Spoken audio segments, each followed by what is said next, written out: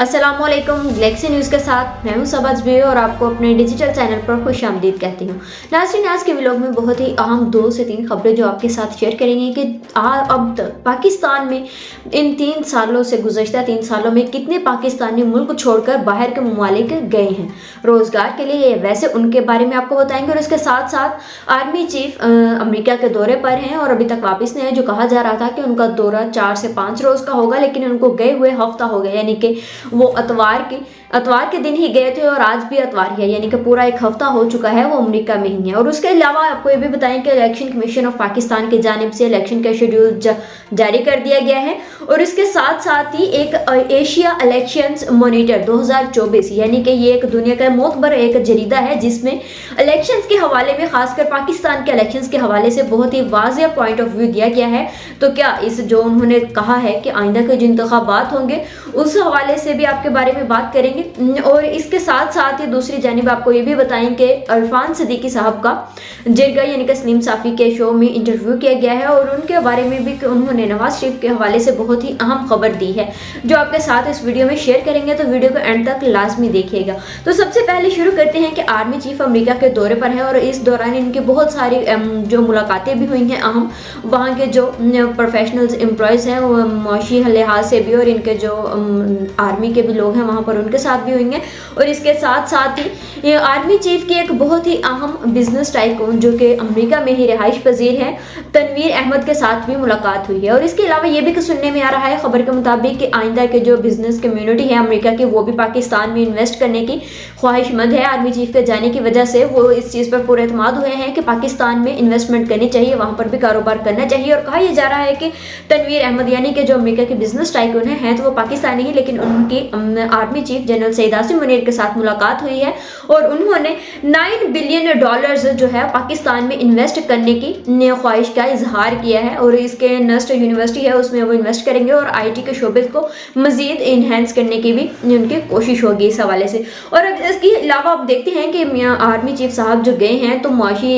उनके इस दौरे के बाद पाकिस्तान के मुआशी लिहाज से भी इस्तेहकाम आता है, ये नहीं आता। कहा तो यही जा रहा है कि आर्मी चीफ साहब की वजह से ही मुआशत में जो इस्तेहकाम आया है, उनका बहुत अहम किरदार रहा है इसमें। तो क्या इस दौरे के जो असरात होंगे वो कुछ ही दिन अरसे के बाद ही नजर आएंगे। और इसके साथ साथ आपको ये भी बताएं कि जो इस वक्त पाकिस्तान की मुआशी या पॉलिटिकली एक सूरत हाल है उस वजह से पाकिस्तानी अवाम बहुत ज़्यादा नाउमीद है, जो कि अपने मुल्क यानी कि पाकिस्तान को छोड़कर बाहर दूसरे ममालिक में काम करने को ज़्यादा तरजीह दे रही है, क्योंकि पाकिस्तान में इस वक्त महंगाई भी ज़्यादा है और इस वक्त में जॉब भी अपॉर्चुनिटी ना होने की वजह से पाकिस्तानी नौजवान पाकिस्तान को छोड़कर बाहर के मुल्क जाना ज़्यादा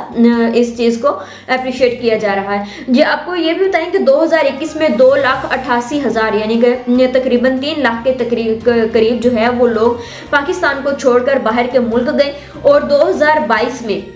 ये 8 लाख से ज़्यादा लोग पाकिस्तान को छोड़कर बाहर के ममालिक में गए हैं। और इसके साथ साथ 2023 यानी कि इसके शुरू के जो 7 से 8 महीने थे उनमें ही 7 लाख से ज़्यादा लोग पाकिस्तान को छोड़कर बाहर के मुल्क में गए हैं, यानी कि वो पाकिस्तान की मुआशरत सही या इकॉनमी या पोलिटिकली जो सूरत हाल है या अनस्टेबिलिटी है उससे इतना मायूस हो चुके हैं कि उनको नज़र आ रहा होगा कि हमारा यहाँ पर कोई मुस्तकबिल नहीं है। इस वजह से वो पाकिस्तान को छोड़कर बाहर के मुल्क चले गए और इसमें ज़्यादातर जो तादाद गई है बाहर के ममालिक में वो पंजाब से है। और इसके साथ ही जबकि अगर इसके दूसरी जानिब दूसरी खबर की बात कर ली जाए कि इलेक्शन कमीशन की जानिब से जो इलेक्शन शेड्यूल जारी कर दिया गया है, तो कुछ लोगों को ये था कि शायद इलेक्शंस ना हो 8 फरवरी को, लेकिन इलेक्शन कमीशन की जानिब से शेड्यूल जारी कर दिया गया और उसके बाद निगरान हुकूमत के बहुत सारे वुज़रा की जानिब से भी इस्तीफ़ा सामने आया है। और इसमें इस्तीफ़ों की बहुत ज़्यादा लाइनें मतलब एक साथ ही देना शुरू हो गए हैं, क्योंकि हो सकता है कि उन्हें ये पहले हो सकता है कि आइंदा के इंतखाबात जो हैं वो मज़ीद आगे बढ़ जाएँ, लेकिन ऐसा नहीं हुआ। सुप्रीम कोर्ट की जानिब से भी अगर प्रेशराइज किया जा रहा था या कि जिस तरह से भी, लेकिन इलेक्शन कमीशन की जानिब से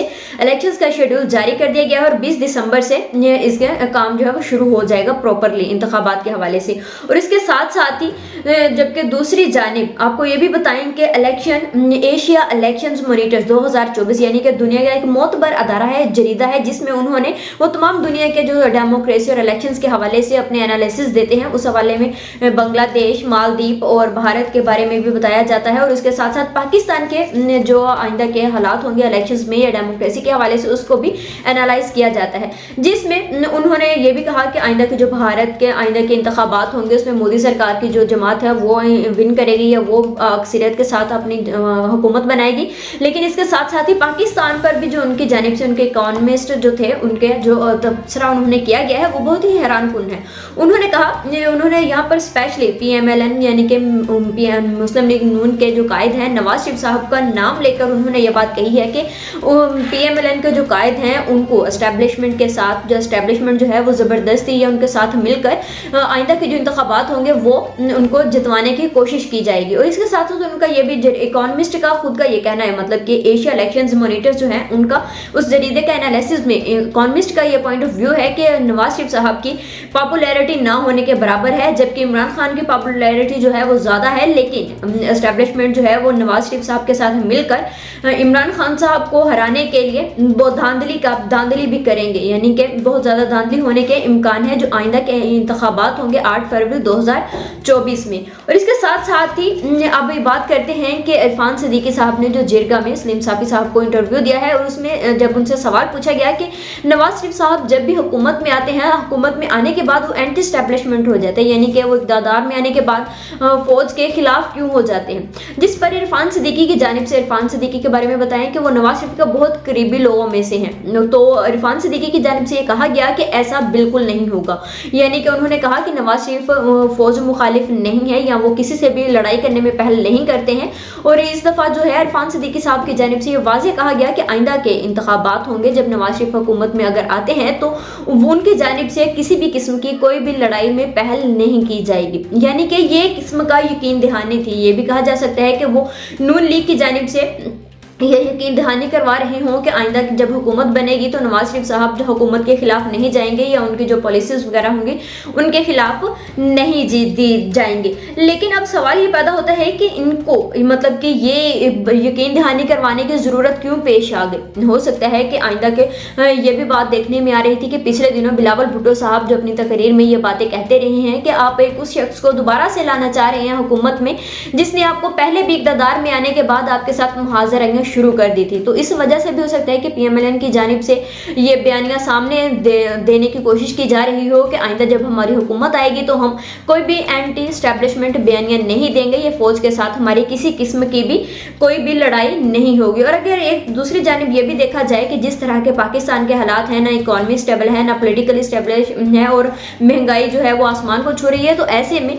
जो भी हुकूमत आएगी उसको किसी भी अदारे के साथ लड़ाई करके वो पाकिस्तान को इस्तेहकाम या स्टेबिलिटी की तरफ नहीं ले जा सकी। इसके लिए उसको दूसरों के साथ दूसरे अदारे जो हैं उनके साथ बनाकर ही रखना होगा, तभी पाकिस्तान में इस्तेहकाम आने की कोई चांसेस नजर आ सकते हैं। आज के लिए इतना ही, मुझे इजाजत दीजिए। अल्लाह हाफिज।